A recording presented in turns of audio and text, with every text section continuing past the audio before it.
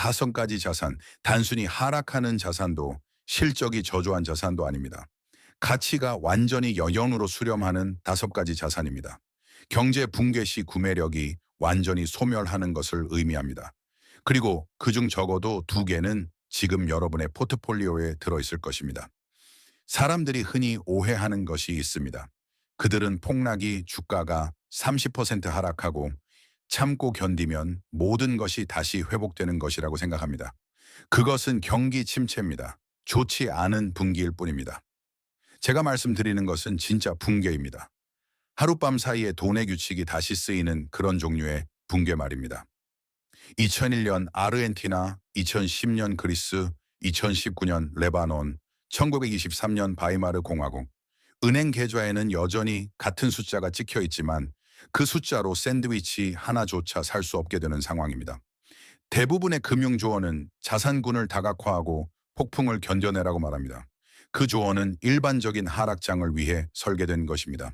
진짜 붕괴 상황에서 그런 조언을 따르다가는 목숨을 잃을 수도 있습니다. 특정 자산은 단순히 가치를 잃는 것이 아니라 방사능처럼 변화해버리기 때문입니다. 여러분이 그것을 들고 있다는 것을 깨달았을 때는 이미 탈출구가 용접되어 닫힌 후일 것입니다. 이 영상이 끝날 때쯤이면 여러분은 실제 경제 붕괴 시 증발해버리는 다섯 가지 자산이 정확히 무엇인지, 그리고 이를 증명하는 역사적 부검 사례들을 알게 될 것입니다. 사치성 내구재, 명품 시계 9만 달러짜리 SUV 보트 온도가 조절되는 옷장에 보관된 희귀 스니커즈 컬렉션 같은 것들입니다. 이런 물건들은 마치 부처럼 느껴집니다. 부처럼 보입니다. 하지만 경제 붕괴 상황에서 이것들은 여러분을 바닥으로 끌어내리는 닻이 됩니다. 그 이유는 다음과 같습니다. 사치품의 가치는 가처분 소득과 사회적 과시라는 두 가지 요소에서 나옵니다. 진짜 위기가 닥치는 순간 이 두 가지는 모두 증발합니다. 사람들이 정말로 진심으로 공포를 느낄 때 그들은 롤렉스를 사지 않습니다. 쌀을 삽니다. 2001년 12월에 부에노스아이레스를 생각해 보십시오. 당시 아르헨티나는 사상 최대 규모인 930억 달러의 국가 부채에 대해 채무 불이행 디폴트를 선언했습니다. 10년 동안 미국 달러와 1대1로 고정되었던 페소화 가치가 하룻밤 사이에 폭락했습니다. 은행은 계좌를 동결했습니다. 시민들은 자신의 예금을 인출할 수 없었습니다. 실업률은 25%에 달했습니다. 이제 중고차 시장을 상상해 보십시오. 위기 전 부에노스아이레스에서 3년 된 BMW 5 시리즈는 원래 가치의 약 60%를 유지했습니다. 표준적인 감가상각 수준이었죠. 하지만 붕괴 후 6개월 이내에 그 차는 구매자를 찾을 수만 있다면 달러당 15리우가 20센트의 가격에 팔리고 있었습니다. 그리고 더 가혹한 사실은 아무도 페소를 원하지 않았기 때문에 페소로 팔 수도 없었다는 점입니다. 달러를 가진 사람이 없었기에 달러로 팔 수도 없었습니다. 그 차는 그저 진입로에 서서 감가상각만 되며 감당할 수 없는 보험료와 세금만 축내고 있었습니다. 반면 빵집을 운영하던 이웃은 빵을 의료 서비스와 맞바꾸고 있었습니다. 2008년 금융위기 당시 미국에서도 같은 패턴이 나타났습니다.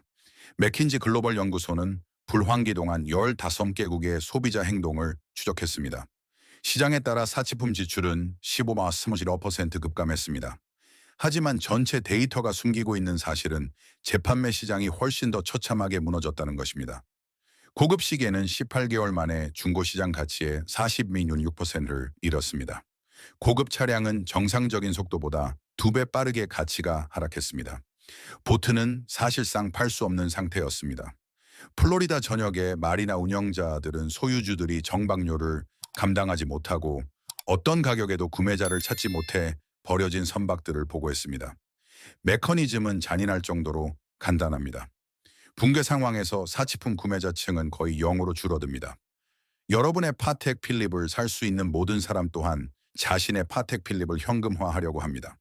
공급은 시장에 넘쳐나고 수요는 사라집니다. 금이나 생산적인 토지와 달리 명품 시계는 수입을 창출하지도 음식을 생산하지도 않으며 시간을 알려주는 것 외에 본질적인 유용성도 없습니다. 시간은 휴대폰으로도 공짜로 볼 수 있죠.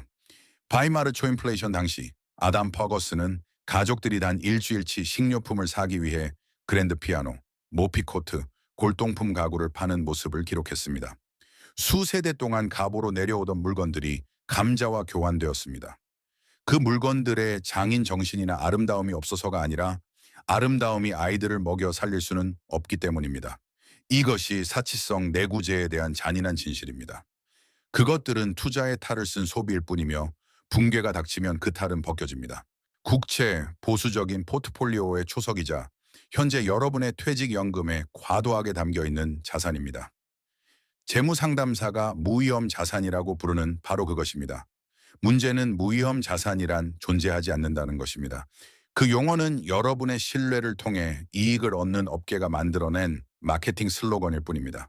국채는 여러분이 국가에 빌려주는 돈입니다. 여러분은 오늘 정부에 $1,000를 빌려주고 정부는 10년, 20년 또는 30년에 걸쳐 이자와 함께 $1,000를 돌려주겠다고 약속합니다. 안전하게 들립니다. 하지만 상환은 정부의 자체 통화로 이루어집니다. 그리고 만약 그 통화가 인플레이션, 화폐 가치 하락 또는 전면적인 붕괴를 통해 구매력을 잃는다면 여러분의 안전한 채권은 휴지 조각에 불과한 영수증이 됩니다. 이것이 실제로 어떻게 진행되는지 보여드리겠습니다. 2012년 그리스입니다. 그리스 국채는 소위 구조조정이라는 정중한 절차를 거쳤습니다. 실상은 강제적인 헤어컷 채무 삭감이었습니다. 민간 채권자, 연기금, 은퇴자, 소액 투자자들은 하룻밤 사이에 채권 액면가의 53.5%를 잃었습니다. 수십 년에 걸쳐 서서히 일어난 일이 아닙니다. 단 한 번의 발표로 투자금의 절반 이상이 날아갔습니다. 평생 국채가 불을 저장하는 가장 안전한 곳이라고 믿어온 그리스 시민들은 법령 한 줄에 자신들의 노후 자금이 반토막 나는 것을 지켜봐야 했습니다. 하지만 그리스는 공식적인 구조조정의 사례였습니다. 더 흔하고 더 교활한 방법은 소리 없는 디폴트입니다. 이것은 제2차 세계대전 이후 미국에서 일어났던 일이며 현재 다시 조용히 일어나고 있는 일입니다. 1945년 이후 미국의 GDP 대비 부채 비율은 119%에 달했습니다. 정부는 디폴트를 선언하지 않았습니다. 부채를 갚기 위해 세금을 충분히 올리지도 않았습니다. 대신 10년 넘게 이자율을 인플레이션율보다 낮게 유지했습니다. 만약 여러분이 1945년에 수익률 2.59%의 10년 만기 국채를 샀고 인플레이션이 연평균 6%였다면 여러분은 매년 구매력의 3.5%를 잃은 셈입니다. 10년 후 여러분의 안전한 채권은 실질 가치의 약 3분의 1을 잃었습니다. 정부는 빚진 돈을 한 푼도 빠짐없이 갚았습니다. 다만 그 돈으로 예전만큼 물건을 살 수 없게 되었을 뿐입니다. 이것이 바로 금융억압이며 역사적으로 모든 부채가 많은 정부의 기본 전략입니다. 2001년 아르헨티나의 채권 붕괴는 채권자들의 자산 8회기에도 20억 달러를 파괴했습니다. 1998년 러시아의 디폴트는 단 일주일 만에 국가의 국내 채권 시장 전체를 초토화했습니다. 베네수엘라의 채권은 볼리바르화가 붕괴하면서 가치를 잃었습니다. 모든 사례에서 안전한 정부 부채를 보유한 사람들이 가장 먼저 희생되었습니다. 패턴은 이렇습니다. 정부는 세금으로 감당할 수 없는 지출을 충당하기 위해 채권을 발행합니다. 부채가 감당할 수 없는 수준에 이르면 정부는 세 가지 선택을 할 수 있습니다. 명시적으로 디폴트를 선언하거나 부채를 구조 조정하거나 통화를 팽창시켜 부채의 실질 가치를 줄이는 것입니다. 세 가지 옵션 모두 채권자를 파괴합니다. 유일한 차이는 속도입니다. 빠르고 눈에 보이느냐 아니면 느리고 보이지 않느냐의 차이입니다. 장기 채권은 여러분을 묶어버리기 때문에 특히 치명적입니다. 30년 만기 채권을 들고 있는데 인플레이션이 급등하면 여러분은 갇히게 됩니다. 매달 구매력이 떨어지는 통화로 고정된 금액을 받게 되는 것입니다. 중고시장에서 채권을 팔 수도 있겠지만 인플레이션 환경에서 고정 수입 상품을 사고 싶어 하는 사람은 없으므로 가격은 이미 폭락한 상태일 것입니다. 무위험 자산은 함정입니다. 그것은 정부에게나 무위험입니다. 여러분에게 그것은 서서히 불을 추출해가는 기계일 뿐입니다. 현금, 여러분의 저축 계좌에 있는 것, 매트리스 밑에 있는 것, 여러분의 조부모님이 항상 넉넉히 가지고 있으라고 말씀하셨던 바로 그것입니다. 현금은 왕국이 무너지기 전까지만 왕입니다. 정상적인 경제 상황에서 현금을 보유하는 것은 현명합니다. 유동성을 제공하고 선택권을 주기 때문입니다. 하지만 통화 가치 하락이나 초인플레이션을 동반한 진짜 경제 붕괴 상황에서 현금은 단순히 실적이 저조한 수준을 넘어 아예 증발해버립니다. 2019년 10월 베이루트. 레바논 파운드화는 1997년부터 달러당 1,607파운드로 고정되어 있었습니다. 22년 동안 겉으로는 안정적으로 보였습니다. 레바논 시민들은 이 고정 환율제를 믿었습니다. 그들은 파운드로 저축했습니다. 평생 모은 돈을 레바논 은행에 예금했습니다. 그러다 고정 환율제가 무너졌습니다. 2021년까지 암시장 환율은 달러당 15,000원 파운드까지 치솟았습니다. 2023년에는 9원 파운드를 넘어섰습니다. 예전 환율로 약 10만 달러에 해당하는 1억 5천만 파운드의 저축액을 가진 가족은 이제 14.75달러 상당의 가치만을 가지게 되었습니다. 계좌에 찍힌 숫자는 그대로입니다. 하지만 구매력의 한 13%가 사라졌습니다. 나쁜 주식에 투자한 것도 아니고 도박으로 날린 것도 아닙니다. 그저 안전하다고 믿었던 저축 계좌에 넣어두었을 뿐인데 말이죠. 메커니즘은 항상 동일합니다. 현금은 특정 통화로 표시된 미래 구매력에 대한 청구권입니다. 그 통화가 붕괴하면 청구권은 의미가 없어집니다. 여러분은 취소된 공연의 티켓을 들고 있는 것과 같습니다. 바이마르 초인플레이션, 당시 노동자들은 하루에 2번 임금을 받았습니다. 고용주가 관대해서가 아니라 오전 임금이 오후가 되면 가치가 없어졌기 때문입니다. 정회 100만 마르크를 받은 노동자는 저녁 때가 되면 그 돈으로 빵 한 덩이도 살 수 없었습니다. 퍼거스는 여성들이 다음번 가격 인상이 있기 전에 종이 화폐를 실물 자산으로 바꾸기 위해 점심시간에 공장에서 상점으로 달려가는 모습을 묘사했습니다. 2018년 베네수엘라. 볼리바르화는 가치의 99.9%를 잃었습니다. 볼리바르화 계좌에 평생 저축을 담아두었던 시민들은 경제적으로 전멸했습니다. 2008년 위기 당시 연준 페더럴 리저브 데이터에 따르면 초인플레이션이 없었던 미국에서도 실질 금리가 마이너스로 돌아서면서 현금 저축의 구매력이 상실되었습니다. 2008년부터 2015년까지 저축 계좌에 10만 달러를 보유했던 소비자는 이자로 겨우 0.5%를 벌어들인 반면 실질 인플레이션은 매년 2.3%씩 가치를 갉아먹었습니다. 계좌 잔액은 거의 변하지 않았지만 약 15천 달러의 구매력을 잃은 것입니다. 현금은 부 자체가 아닙니다. 현금은 정부가 통제하는 단위로 표시된 부의 대리물일 뿐입니다. 그리고 정부가 적자를 메우거나 전쟁을 치르거나 부채를 갚아야 할 때 그 단위의 가치는 가장 먼저 희생되는 것입니다. 투기적 성장주, 모든 주식을 말하는 것은 아닙니다. 정확히 말씀드리겠습니다. 실제 수익과 수출 실적, 실물 자산을 가진 생산적인 기업들은 붕괴 상황에서도 살아남거나 심지어 번창할 수도 있습니다. 하지만 절대적으로 학살당하는 주식 카테고리가 있습니다. 바로 2020년부터 2022년까지 포트폴리오를 장악했던 카테고리입니다. 투기적 성장주, 즉 수익도 없고 배당도 없으며 유형 자산도 없고 오로지 저렴한 자본과 낙관적인 전망에만 의존하는 비즈니스 모델을 가진 기업들입니다. 이런 주식들은 붕괴 시 단순히 하락하는 것이 아니라 year to young으로 수렴합니다. 2008년 금융위기 당시 BRS 및 노동통계국 데이터에 따르면 미국 내 400개 이상의 상장 기업이 파산했습니다. 이름도 모르는 작은 회사 400개가 아니라 주요 기업들이었습니다. 미국 역사상 최대 규모의 은행 파산인 워싱턴 뮤추얼, 유익세 고릭 10억 달러의 자산이 사라진 리먼 브라더스, 제너럴 모터스, GMR는 완전 청산을 피하기 위해 정부 구제 금융이 필요했습니다. 이 세 기업의 주주들은 완전히 빈털터리가 되었습니다. 하지만 2008년은 신용위기였습니다. 통화위기 상황에서는 그 파괴력이 훨씬 더 정교하게 작용합니다. 2011년 아르헨티나 붕괴 당시 부에노스아이레스 증권거래소는 몇 달 만에 달러 기준으로 가치의 60% 이상을 잃었습니다. 신흥시장 투자자들의 총하였던 통신사, 기술 스타트업, 소비자 브랜드들은 주가가 폭락했는데 이는 사업이 실패해서가 아니라 수익이 더 이상 제대로 작동하지 않는 통화로 표시되어 있었기 때문입니다. 그리스 주식시장은 2007년 정점에서 2012년 저점까지 92% 하락했습니다. 92%입니다. 2007년에 그리스 주식에 10만 유로를 투자했던 사람은 5년 후 8천여 유로만 남게 되었습니다. 그나마 살아남은 경우가 그렇습니다. 수십 개의 그리스 기업이 상장 폐지되어 주식이 문자 그대로 휴지 조각이 되었습니다. 메커니즘은 이렇습니다. 투기적 주식의 가치는 아직 존재하지 않는 미래 수익을 기반으로 평가됩니다.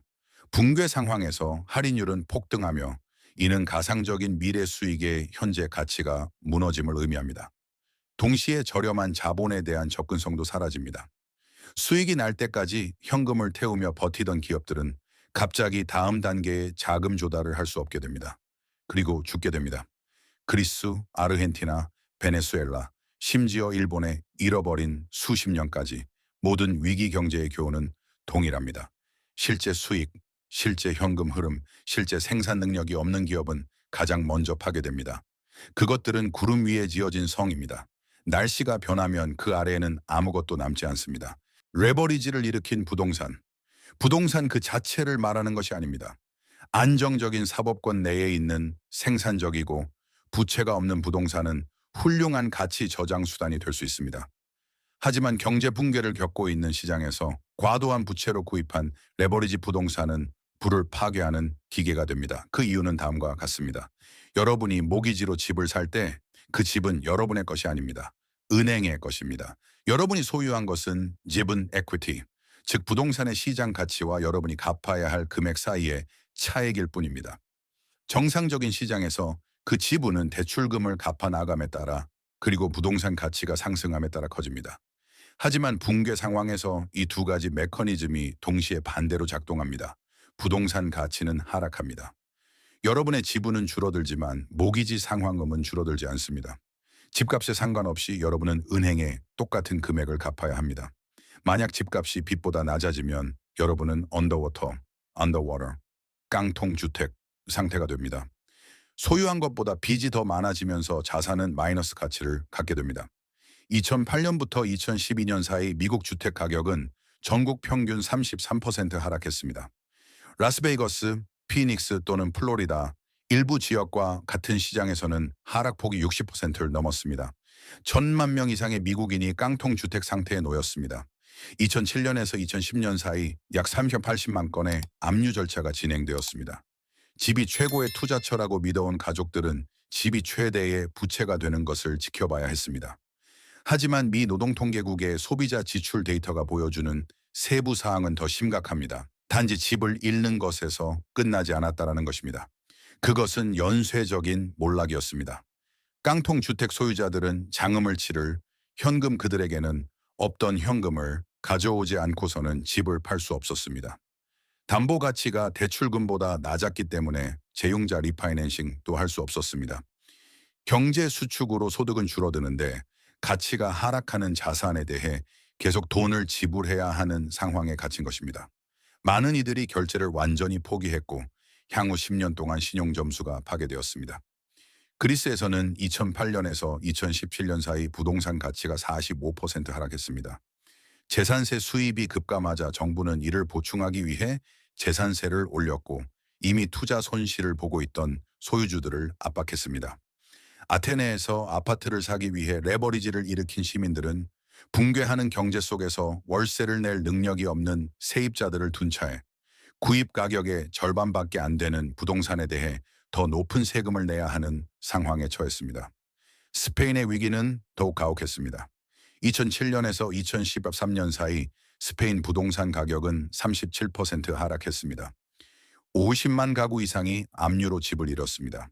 당시 스페인 법에 따르면 집을 잃는다고 해서 빚이 사라지는 것이 아니었습니다. 여전히 은행에 차액을 갚아야 했습니다. 사람들은 노숙자가 된 상태에서도 이미 잃어버린 부동산에 대한 빚을 지고 있었습니다. 메커니즘은 바로 레버리지입니다.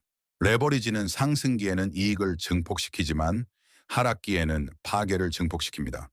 10%의 계약금으로 산 부동산의 가치가 20% 하락했다는 것은 자산의 20%를 잃었다는 뜻이 아닙니다. 지분의 200%를 잃었다는 뜻입니다. 이게 단순히 빈털터리가 된 것이 아니라 마이너스 상태가 된 것입니다.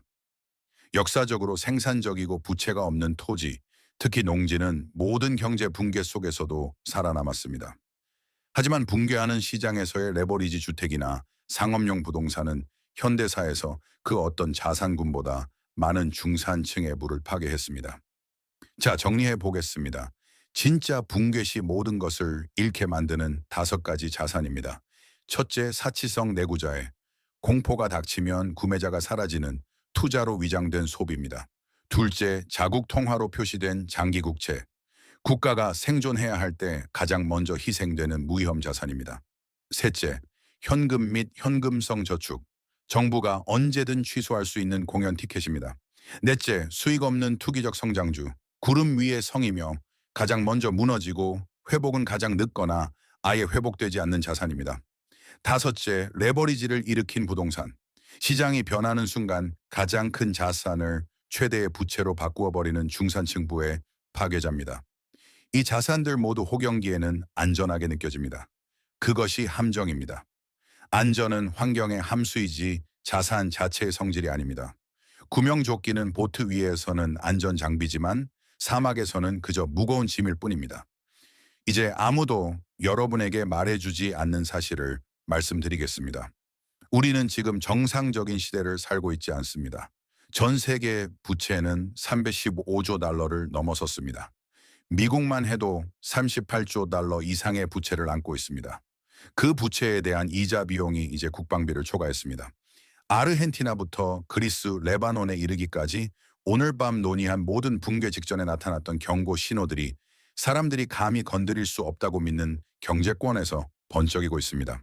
다음 영상에서는 1923년 이후 모든 붕괴에서 살아남은 5가지 자산과 생존자들이 사용한 정확한 자산 배분 프레임워크를 분석합니다. 만약 여러분이 방금 논의한 5가지 자산 중 하나라도 균형 장치 없이 보유하고 있다면 다음 영상을 반드시 보셔야 합니다. 이 이야기가 여러분의 포트폴리오와 투자 정원 속에 숨겨진 위험에 대해 다시 생각하게 계기가 되었다면 채널 구독과 좋아요를 부탁드립니다. 저희는 묻혀있던 역사를 발굴하기 위해 금융 부검을 실시하고 있습니다. 더 안전한 미래를 위한 씨앗을 함께 심어봅시다. 통찰력의 다음 보고가 곧 열립니다.